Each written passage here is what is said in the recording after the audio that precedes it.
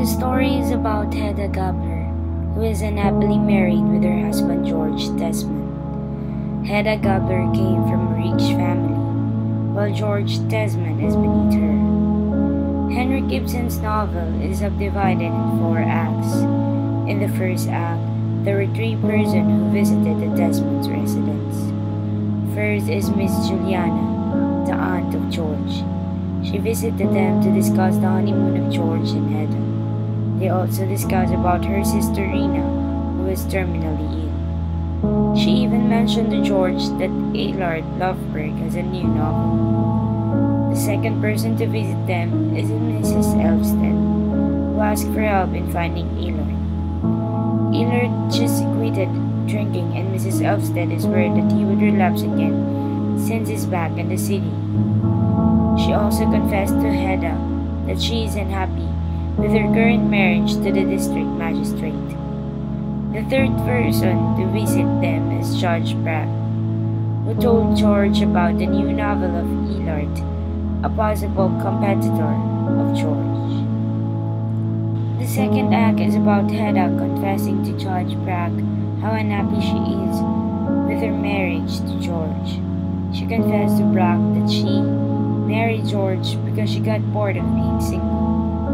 George and Aylard attended a party at Bragg's residence, while Hedda and Mrs. Elvsted was left at the Desmond's residence. They waited for them to come home. In the third act, when George got home, he told Hedda what had happened in the party. She even told her that Aylard was so drunk and he dropped the manuscript of his novel. George retrieved it and decided to return it to Aylard the next day. George immediately leaves when he received a letter from his aunt, Miss Juliana. Bragg went to see Hedda to tell her everything that happened in the party. When Bragg leaves, Aylard arrives. He went there to tell Mrs. Elvsted that they should part ways. He even told her that he destroyed the manuscript. Mrs. Elvsted was so bewildered, she immediately leaves. Aylard admitted to Hedda that he lost the manuscript, and he also told her that he does not have any courage to live his life anymore. He leaves intending to commit suicide, and Hedda makes him promise to do so beautifully, giving him one of her pistols. After he leaves, Hedda is alone in the room. She takes the manuscript over to the fire, sits down, and begins to burn it, page by page, saying, "Now I am burning your child, Thea, burning it, your child and Aylard Lovberg's. I am burning your child."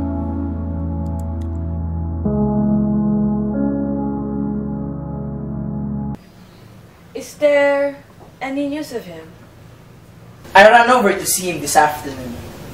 I wanted to tell him that his manuscript was in safe hands. Oh? You didn't find him? No, he wasn't home. But later, I met Mrs. Elvsted. She told me he'd been early this morning. Yes, just after you'd left. It seems he said he'd torn the manuscript into pieces, eh? Yes. He claimed to have done so. You told him we had it, of course. No! Did you tell Mrs. Elvsted? No. I didn't like to. But you ought to have told I me. haven't got it any longer. Haven't got it? What on earth do you mean? I burned it. Burned it? Aylert's manuscript? Don't shout. The servant will hear you. Burned it? What in heaven's name? Oh, no. No. This is impossible. Well, it's true. And you'd be well advised not to talk about it to Judge Brack or anyone else. But how could you go on and do such dreadful things? What came over you? Answer me, Hedda! I did it for your sake, George. For my sake? Not true, you think? Oh, well, yes, of course it is. If you say so. It just sounded so incredible. It's true, nevertheless. Oh God! My God, Hedda! He's destroyed his own book! Yes, Thea. I tore it into 1,000 pieces and scattered them out across the fjord. It's good. Clean, salt water. Let it carry them away. Let them drift in the current and the wind. In a little while, they will sink. Deeper and deeper. As I shall, Thea. Do you know, Aylert? This book, all my life, I shall think of it as though you've killed a little child. You're right. It's like killing a child. But how could you? It was my child too. Oh, the child. It's all over now. Well, I'll go, Hedda. You're not leaving town? I don't know what I'm going to do. I can't see anything except darkness.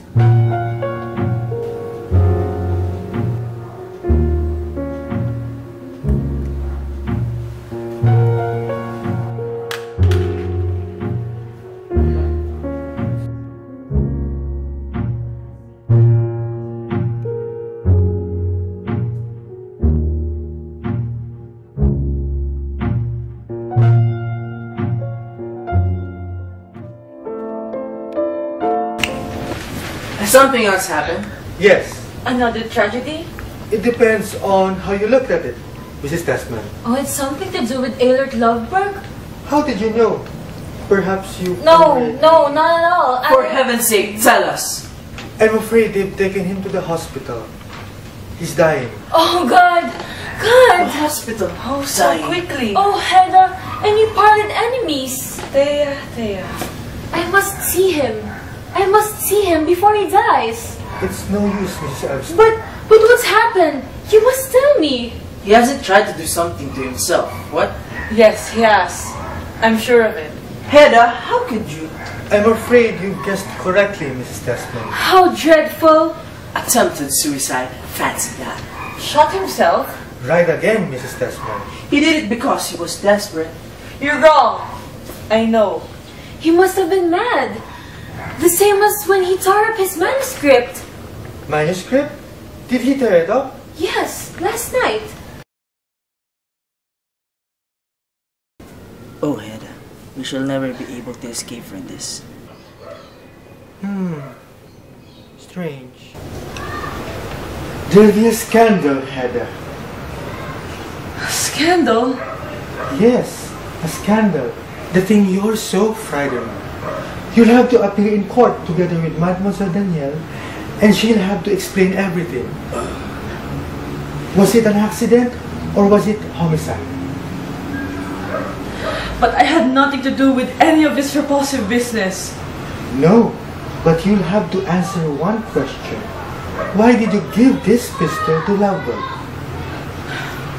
In other words, I'm in your power, Judge. From now on, you've got a hold on me. Dearest Hedda, I will never abuse my position over you.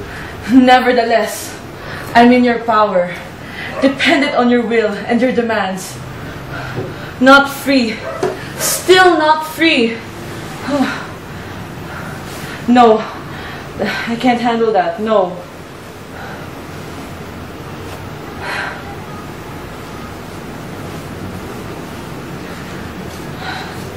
Thank you. I'm tired for this evening. I think I will lie down on the sofa for a little while.